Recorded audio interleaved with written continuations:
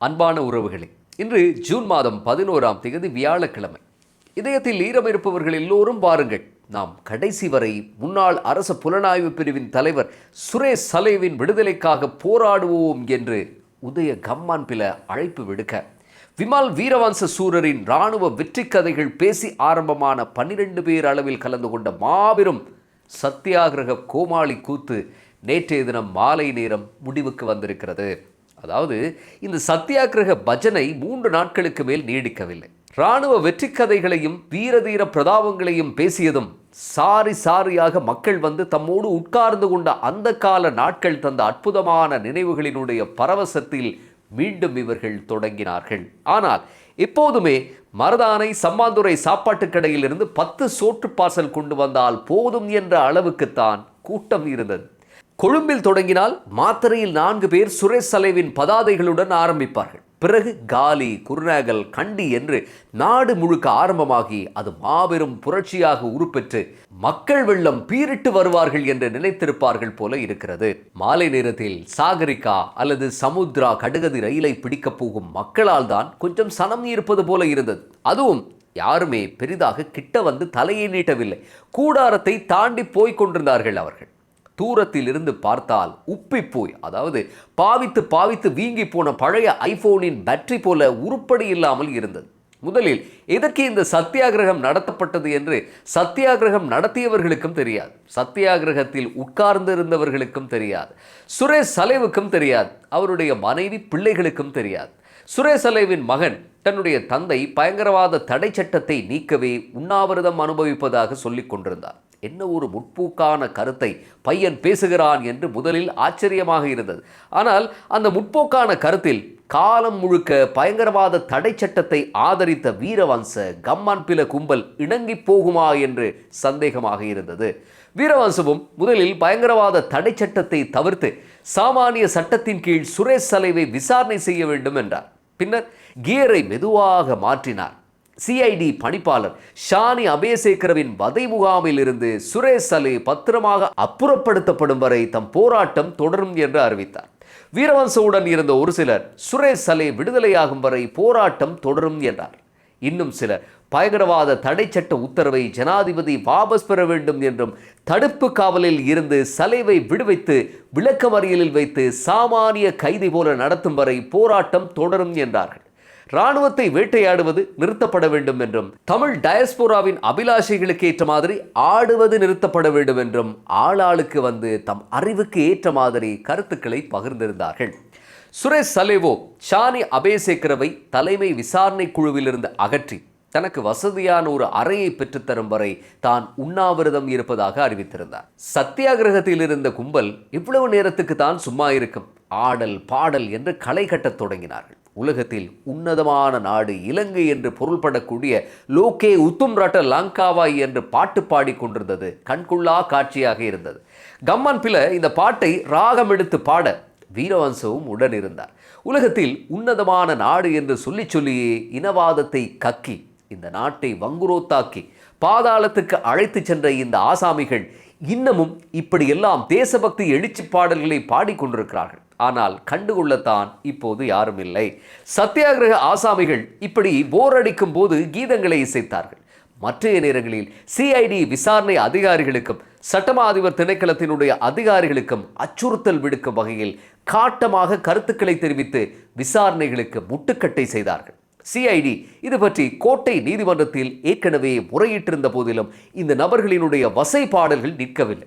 இவர்களது இந்த வசைகளாலும் அபத்தமான கருத்துக்களாலும் விசாரணை அதிகாரிகள் கடுமையான மன உளைச்சலுக்குள்ளாக கூடும் என்று சமூக ஊடகங்களில் பலர் கருத்து வெளியிட்டிருந்தார்கள். வெறும் 10க்குள்ள நம்பர் 1 சொல்லு என்ற அளவில் இருந்த ஒரு கும்பலை துரத்தி அடிக்காமல் 3 2 பங்கு பெரும்பான்மையை கொண்ட அரசு இயந்திரம் என்ன செய்து கொண்டிருக்கிறது என்று அரசு மீதும் காட்டமான விமர்சனம் முன்வைக்கப்பட்டிருந்தது. பிரதி சொலிசிட்டர் ஜெனரல் திலீப பீரிஸுக்கும் சலேவுக்கு வழங்கப்பட்ட ஒரு அறை வழங்கப்படும் என்று சரத் வீரசேகர பகிரங்கமாக சொன்னதை பார்க்கவே அருவருப்பாக இருந்தது. மேலும் ஷானி அபேசேகர மீதும் எண்ணற்ற அபாண்டங்கள் சுமத்தப்பட்டன. இப்படி ஒரு நிலைமையில்தான் நேற்றைய தினம் காலை பொழுதில் 2 பிரேக்கிங் நியூஸ்கள் முண்டியடித்து கொண்டு வந்தன. ஒன்று, விமல் வீரவன்சனுடைய தம்பி சரத் வீரவன்ச 40 அரச வாகனங்களை பயன்படுத்தி அரசுக்கு 9 மில்லியன் ரூபாய் நட்டம் ஏற்படுத்திய குற்றச்சாட்டில் வெளிநாடு செல்ல தடை விதிக்கப்பட்டது என்ற செய்தி. அதனைத் தொடர்ந்து 31 லட்சம் ரூபாய் நிதி மோசடி செய்த குற்றச்சாட்டில் கைது செய்யப்பட்ட வீரவன்சவினுடைய முன்னாள் ஊடக செயலாளர் பிரசாத் மஞ்சு எதிர்வரும் 24ஆம் தேதி வரை விளக்கமறியலில் வைக்கப்பட்டார் என்ற செய்தி. இதெல்லாம் இப்படி நடந்து கொண்டிருக்கும் போது பாராளுமன்றத்தில் மற்றொரு சம்பவம் நடந்து கொண்டிருந்தது. பொதுமக்கள் பாதுகாப்பு மற்றும் பாராளுமன்ற விவகார அமைச்சர் ஆனந்த விஜயபால சுரேஷ் சலேவின் கைதின் பின்னணியை உத்தியோகபூர்வமாக நாட்டுக்கு அறிவித்துக் கொண்டிருந்தார். பயங்கரவாதிகள் சிலரை தந்திரோபாயமாக வழிநடத்தி சுரேஷ் சலே சூழ்ச்சி செய்ததாகவும் இதற்கு நியாயமான சாட்சியங்கள் தகவல்கள் தம்மிடம் உள்ளதாகவும் கூறிக்கொண்டு தம் உரையை ஆரம்பித்தார் ஆனந்த விஜயபால. உயிர்த்த ஞாயிறு பயங்கரம் நடக்க சரியாக 3 வாரங்களுக்கு முன்னர் கட்டுவாப்பிட்டிய தேவஸ்தானத்துக்கு வருகை தரும் மக்களின் எண்ணிக்கையை 4 முஸ்லிம்களோடு சேர்ந்து கொண்டு வேவு பார்த்ததாகவும் இந்த 4வரில் பிரதான நபர் சிஐடி பிரகடனப்படுத்தி இருக்கும் தீவிரவாதிகளின் பட்டியலில் இருந்த ISIS இயக்கத்தைச் சேர்ந்த நபர் என்றும் சொன்னார் ஆனந்த விஜயபால. இப்போது அந்த நபர் தலைமறைவாகி இருப்பதாகவும் சொன்னார். ஆனந்த விஜயபால சொல்லும் கதையை நாமும் கொஞ்சம் தேட வேண்டியிருக்கிறது. எமக்கு கட்டுவாப்பிட்டிய தேவஸ்தானத்தில் வெடித்துக் கொண்டு இருந்த ஹஸ்தூனின் கதை தெரியும். ஹஸ்தூன் DNA சர்ச்சை புகழ் சாரா ஜஸ்மினின் கணவர். பெத்தா என்ற இராணுவ புலனாய்வு பிரிவுக்கு உளவு தகவல்களை வழங்கும் நபர் ஒருவர் மூலமாக ஹஸ்தூனிடம் கட்டுவாப்பிட்டிய தேவஸ்தானத்தை பற்றி சுரேஷ் சலே தகவல் பரிமாறிக்கொண்டதுதான் அவருடைய கைதின் தலையாய காரணமாக சொல்லப்படுகிறது. ஆனந்த விஜயபால சுரேஷ் சலேவின் கைதின் பின்னணி பற்றி சொன்னது எல்லாம் நமக்கு புதிதல்ல. புலனாய்வு ஊடகவியலாளர்களும் ஈஸ்டர் குண்டுவெடிப்பு விசாரணைகள் பற்றி ஆர்வமுள்ளவர்களும் தெரிந்து வைத்திருக்கும் காரணங்கள் தான் அவை. ஆனந்த விஜயபாலவின் இந்த உரையை தொடர்ந்து சத்தியாகிரக கூடாரம் விளவெளத்து போயிருக்க வேண்டும். அந்த அளவுக்கு அந்த உரையில் ஒரு கம்பீரம் இருந்தது. யார் என்ன கூப்பாடு போட்டாலும் இந்த விசாரணைகள் இப்படியே தான் தொடரும் என்று ஒரு அழுத்தமான செய்தியையும் அவர் தம் உரையிலே வழங்கியிருந்தார். இந்த நிலையில் நீர்கொழும்பில் இருந்து ஈஸ்டர் குண்டு தாக்குதலில் பாதிக்கப்பட்ட மக்களின் உறவுகள் புறக்கோட்டைக்கு வர இருப்பதாக ஒரு செய்தி சமூக ஊடகங்களில் வைரலாக ஆரம்பித்தது. அப்படி ஒன்று நடந்தால் ஒரு பதட்டமான சூழ்நிலை ஏற்படும் அபாயம் இருப்பதாக முன்கூட்டியே சமூக ஊடகங்களில் எச்சரிக்கையும் செய்யப்பட்டிருந்தது. இந்த நிலையில்தான் வீரவன்ச குழுமம் சத்தியாகிரகம் முடிவுக்கு வந்ததாக அறிவித்துக் கொண்டது. ஒரு கண்ணீர் புகை செலவின்றி கச்சிதமாக வேலையை முடித்து விட்டார்கள். வீரவன்ச சரியென்றால் மேலும் 2 கூடாரங்களை அமைத்திருக்க வேண்டும். அதில் ஒரு கூடாரத்தில் யுத்தத்தை வெற்றி கொள்ள காரணமான தன்னுடைய ஊடக செயலாளரை பழிவாங்குவதாக பதாகை அமைத்து மாட்டிவிட்டு மற்ற கூடாரத்தில் தன்னுடைய பிரியமிகு தம்பியின் போட்டோவை மாட்டி யுத்தத்தை வெற்றி கொண்ட தன் தம்பிக்கும் ஒரு ஜெயவேவா கோஷம் போட்டிருக்க வேண்டும். ஆனால் வீரவன்ச செய்யவில்லை. அவசரமாக வெளியேறிவிட்டார். 3 நாட்கள் நடந்த இந்த வினோத சத்தியாகிரகத்தில் அடிக்கடி சலசலப்புகள் ஏற்பட்டிருந்தன. தனிப்பட்ட நபர்கள் சிலர் அடிக்கடி சத்தியாகிரகத்தில் உட்கார்ந்திருக்கும் நபர்களுடன் மோதினார்கள். எந்த ஒரு நிலைமையிலும் இது பெரும் மோதலாக வெடிக்கக்கூடிய ஒரு சூழல் தான் இருந்தது. தன் தாயை இழந்த கட்டுவாப்பிட்டியைச் சேர்ந்த ஒருவர் கேடு கெட்டவர்கள் என்று கட்டுமையாக இவர்களை விமர்சித்தார். இன்னும் ஒருவர் சால்வை அணிந்தவன் கொலைகாரன் என்று கத்தினார். இன்னும் ஒருவர் இவர்கள் எல்லாம் மனித பிறவிகளா என்று கேட்டார். இந்த நிலைமையில்தான் கட்சி உறுப்பினர்களுக்கு சொருகப்பட்ட ஆப்புகளும் அமைச்சரின் கொங்கிரீட் போன்று உறுதியான பாராளுமன்ற உரையும் பாதிக்கப்பட்ட நீர்கொழும்பு உறவுகளின் எதிர்பார்க்கப்பட்ட வருகையும் கூடாரத்தை மொத்தமாக காலி செய்ய வைத்துவிட்டது. இந்த சத்தியாகிரக நாட்டியத்துக்குள் புகுந்திருந்த கலகுடாத்தே ஞானசார தேரர் ஒரு உரையை ஆற்றியிருந்தார். அதாவது, இந்த நாட்டில் மட்டுமா இப்படி ஒரு மிலேச்சத்தனமான தாக்குதல் அரங்கேறியது? இது உலகத்தில் நடந்த முதலாவது தாக்குதலா? நியூசிலாந்தில் வெடித்தது, பிரான்சில் வெடித்தது, ஜெர்மனியில் வெடித்தது, அமெரிக்காவில் வெடித்தது, ஆஸ்திரேலியாவில் வெடித்தது என்று தற்கொலை குண்டு தாக்குதல்கள் நடந்த நாடுகளினுடைய வரிசையை வாசித்த ஞானசார உலகத்தில் இப்படியான வெடிப்புகள் ஏற்படாத நாடுகளே இல்லை என்றும், அந்த நாடுகளில் உள்ள கத்தோலிக்க சபைகளோ பேராயர்களோ பாதிரியார்களோ வீதியில் இறங்கி அக்குண்டு வெடிப்புகளினுடைய சூத்திரதாரிகளை தேடவில்லை என்றும், இங்கே மட்டும் என்ன கேடு வந்திருக்கிறது என்றும் கேள்வி எழுப்பியிருந்தார். என்ன ஒரு அபத்தமான மிருகத்தனமான ஒரு ஸ்டேட்மெண்ட் என்று பாருங்கள். இங்கேயும் அதே மாதிரி பயங்கரவாதிகள் தான் குண்டு வைத்தார்கள். ஆனால் இங்கே அந்த மிலேச்சத்தனமான பயங்கரத்துக்கு சலே போன்றவர்கள் துணை போனார்களா என்பது தொடர்பாகத்தான் விசாரணைகள் நடந்து கொண்டிருக்கின்றன. ஆதாரங்கள் கொட்டப்படுகின்றன. ஞானசாரவுக்கு அப்படி யாரை காப்பாற்ற வேண்டிய தேவை இங்கே இருக்கிறது? உலகத்தில் நடந்த தாக்குதல்களினுடைய பட்டியலை வைத்துக்கொண்டு இலங்கையில் நடந்த தாக்குதலை மலினப்படுத்தி சாமானிய ஒன்றாக ஏதோ ஒரு வீதி விபத்து மாதிரி காட்ட முனைகிறார் ஞானசார. இப்படி ஒரு பதபதைக்கும் இரக்கமில்லாத ஒரு அறிக்கையே போதும் பாதிக்கப்பட்ட மக்களை கிளர்ந்து எழச் செய்வதற்கு என்பதை கூடார கும்பல் உணராமல் இருந்ததுதான் ஆச்சரியம். உண்மையில் இந்த சத்தியாகிரகம் அப்படியே தொடர்ந்திருந்தால் அது பெரும் விபரீதத்தில் தான் முடிந்திருக்கும். அந்த அளவுக்கு படு அபத்தமான பிற்போக்கான கருத்துக்கள் முன்வைக்கப்பட்டிருந்தன. கூடாரத்தை அப்புறப்படுத்தியோர் போகும்போது சொன்ன காரணம்தான் இன்னும் சுவாரஸ்யமானது.